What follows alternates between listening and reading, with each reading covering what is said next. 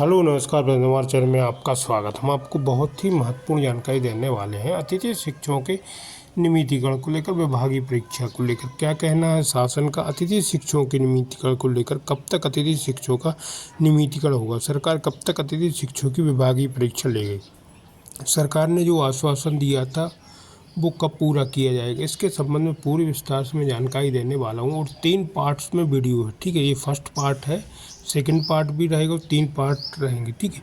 तो जिसमें अतिथि शिक्षक संघ के प्रदेश अध्यक्ष, जिला अध्यक्षों से और कार्यकारी अध्यक्षों से बात करवाने वाला हूँ। मैं लाइव वार्ता आपको दिखाने वाला हूँ। और दल लपेटा ने अतिथि शिक्षकों के नियमितीकरण का मुद्दा उठाया, तो 3 पार्ट्स में है। तो अभी फर्स्ट पार्ट है, इसके बाद भी 2 पार्ट और होंगे जिसमें पूरी विस्तार से जानकारी देगी। तो आप वीडियो में बने रहे, वीडियो पूरा देखें। वीडियो अच्छा लगे तो आप लाइक जरूर करें और चैनल को सब्सक्राइब जरूर करना से नहीं अपडेट पाने के लिए। 2 पार्ट और हैं, उसको भी पूरा जरूर देखें। उठाते हैं जिनका सरोकार मध्य प्रदेश की जनता से है, आवाम से है। कहा जाता है कि कहीं पर भी सभ्य समाज की या विकसित समाज की या आने वाले वक्त के लिए तैयार सोसाइटी की नींव रखी जाती है तो उसकी बुनियाद में शिक्षक होते हैं, उनकी दी हुई शिक्षा होती है। लेकिन अगर सोचिए कि प्रदेश में शिक्षक अगर खुद बेहाल हो तो फिर यहां पर हम भविष्य की पीढ़ी की कल्पना किस तौर पर कर सकते हैं? हम बात कर रहे हैं, आज जिस मसले को हम उठाने वाले हैं वो मसला है मध्य प्रदेश में अतिथि शिक्षकों का। अतिथि शिक्षक अपनी मांग को लेकर यदा कदा गाहे बगाहे आपको खबरें पढ़ने में आती होंगी। कहीं अखबार में वो सिंगल कॉलम खबर बनती है, थोड़ा बड़ा प्रदर्शन हो तो थोड़ी बड़ी खबर बन जाती है। हम उसे इसी रवैये से ले लेते हैं कि ये प्रदर्शन चलते रहते हैं, इनकी मांगे चलती रहती हैं। लेकिन ये मांगे हैं क्या? कितनी पुरानी है, कितनी गंभीर है, कितनी जायज है? ये सब बहुत गहराई के साथ सोचने समझने की जरूरत है। इसकी बड़ी वजह इसकी यह है क्योंकि इसका ताल्लुक उस पीढ़ी से है जिसे शिक्षक तैयार कर रहे हैं। अगर वो जो हमारी सभ्यता संस्कृति में जब गुरु का दर्जा है, टीचर को जिस दर्जे से देखा गया है, जो दर्जा हमारे सनातन संस्कृति में दिया गया है, उसके बावजूद अगर उन्हें सड़कों पर उतरना पड़े तो ये कहीं ना कहीं सोचने की बात हो जाती है हमारे सिस्टम के लिए। ये हम बातचीत की शुरुआत करें इससे पहले एक वाकया बताता हूं अतिथि शिक्षकों के बारे में। मध्य प्रदेश की सियासत से जुड़ा बड़ा गंभीर मसला है, या यूं कहें कि दिलचस्प है। अतिथि शिक्षकों का मसला ही है जिसके चलते कमलनाथ सरकार गिर गई थी। पूछिए क्यों? अतिथि शिक्षकों ने घेराव किया, तब ज्योतिरादित्य सिंधिया कांग्रेस में थे। उन्होंने कहा कि अतिथि शिक्षकों की लड़ाई मेरी लड़ाई है, इसके लिए अगर मुझे सड़क पर भी उतरना पड़े तो मैं उतर जाऊंगा। बस इसी बयान को लेकर कमलनाथ से जब पूछा गया तो उन्होंने कहा कि जिसे सड़क पर उतरना है उतर जाए। और यह बात जब ज्योतिरादित्य सिंधिया को चुभी तो उन्होंने कहा कि अब सड़क पर मैं नहीं, सरकार सड़क पर उतरती है। और इसके बाद कमलनाथ सरकार गिर गई और शिवराज सरकार बन गई। ये सब कुछ हो गया, लेकिन उनकी मांगे, उनका आंदोलन, उनकी समस्याएं जस की तस हैं, जिन्होंने यह कहे कि जो गाहे बगाहे कारण बने सरकार गिरने का। यानी बात अतिथि शिक्षकों की है। आज हमारे साथ अतिथि शिक्षक के जो प्रदेश कार्यकारिणी है, उस मंच के तमाम पदाधिकारी, तमाम लोग हमारे साथ में जुड़ेंगे और हम जानने की कोशिश करेंगे और हमारे जरिए जनता भी जानने की कोशिश करे कि आखिर ये मांगे हैं क्या। हमारे साथ जो जुड़ चुके हैं, हमारे साथ में काजल व्याख्यानी जी हैं, जुड़ी हैं, बीएम खान साहब हैं, कार्यकारी अध्यक्ष। जो मांग है आपकी, उस मांग को लेकर जो आप लगातार प्रदर्शन कर रहे हैं, उसमें सबसे बुनियादी मसला क्या है? सबसे बेसिक अगर हम बात करें, आपकी एक सूत्री मांग करें, सिंगल पॉइंट एजेंडा, वो क्या है? उसे जरा विस्तार से बताइए।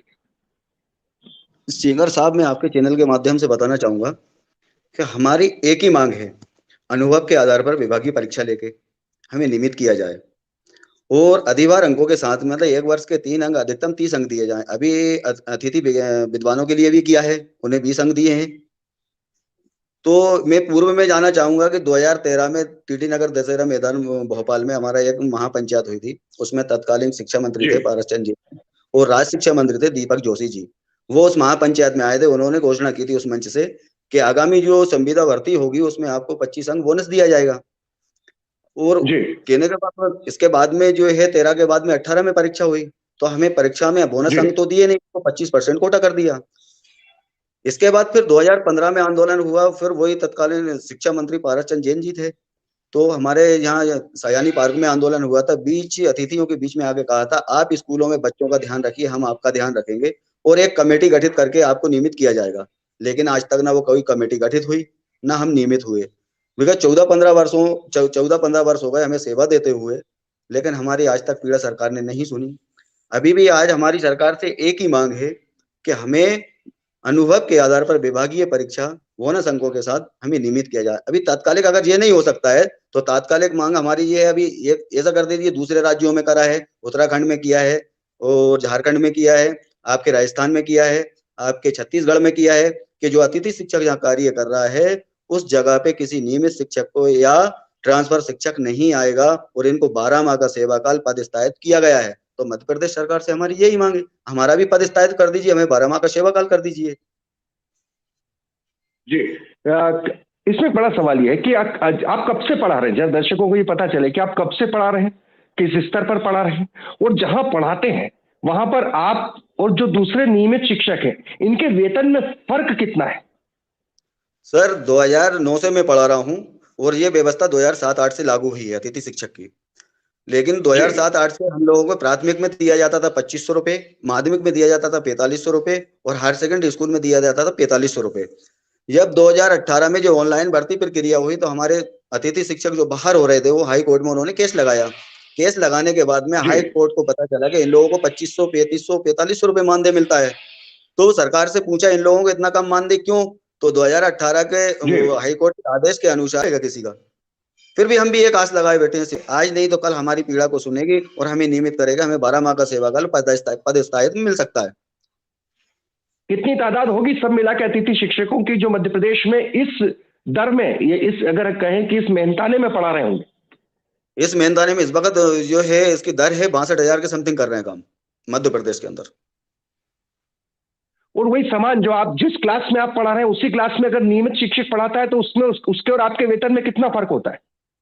साहब उनको तो क्या है सर, मैं बताऊं, उनको तो 60,000 70,000 रुपए मिलता है। ये तो जमीन आसमान का फर्क है। वही सिस्टम है कि हम भी वही 10:30 बजे स्कूल जाते हैं, 5 बजे निकलते हैं।